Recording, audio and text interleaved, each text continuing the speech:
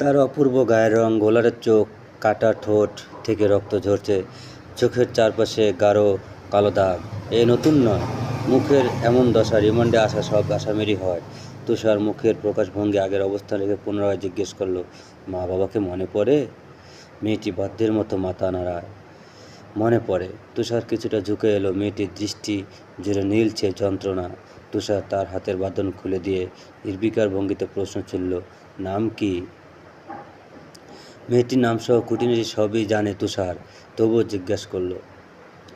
তার ধারণা সত্য প্রমাণ তবুও জিজ্ঞেস করলো। তার মনে হচ্ছে অপর পক্ষ থেকে উত্তর আসবে। তার ধারণা সত্য প্রমাণ করতে ভারাক্রান্ত কণ্ঠে মেয়েটি নিজের নাম উচ্চারণ করল, পদ্ম।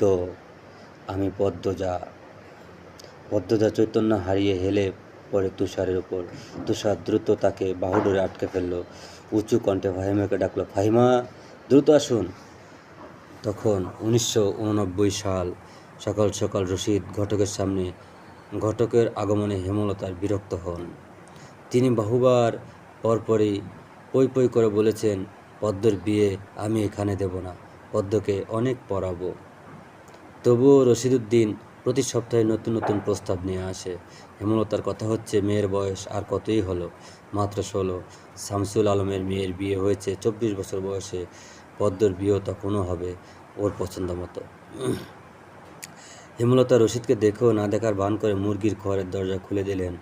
রশিদ এক দলা থুতু উঠানে ফেলে হেমলতার উদ্দেশ্যে বলল, বুঝছো পদ্মর মা, এইবার যে পাত্র আনছি এক্কেরে খাঁটির হীরা। হেমলতা বিরক্ত ভরা কণ্ঠে জবাব দিলেন, আমি কি আমার মেয়ের জন্য আপনার কাছে পাত্র চেয়েছি? তবুও বারবার কেন এসে বিরক্ত করেন? রশিদউদ্দিন হার মানার লোক নয়। সে হেমলতাকে বোঝানোর জন্য চেষ্টা করল, যুবতী মাইয়া ঘরে রাহন ভালা না, কিন্তু কি হইয়া যাইব টের পাইবা না। মেয়েটা তো আমার, আমাকেই বুঝতে দেন। রশিদউদ্দিন উপস্থিতিতে তিনি নিতে পারছেন না, তা স্পষ্ট। তবুও রশিদ নির্লজ্জের মতো নানা কথায় তাকে প্রভাবিত করার চেষ্টা করল, কিন্তু সুবিধা করতে পারল না। ব্যর্থ থমথম মুখ নিয়ে বাড়ি থেকে বেরিয়ে গেল। প্রতিদিন কোনো না কোনো পাত্রপক্ষ এসে হাতে টাকা গুঁজে দিয়ে বলবে, মুর্শেদের বড় ছেলেটারে চাই। সব পাত্র যদি এই এক মেয়েকেই চায়, তাহলে তার কি করা? তাকেও তো টাকা পয়সা কমাতে হবে। রশিদ গজগজ করতে করতে আওড়ায়, গ্রামে কি আর সেরি নাই? একটা সেরি সবার চোখে পড়তে হইব। শেষ করেই সে একডালা থুতু ফেলল সড়কে। রোদ উঠতে না উঠতেই মেঘে মেঘে ছেয়ে গেছে আকাশ।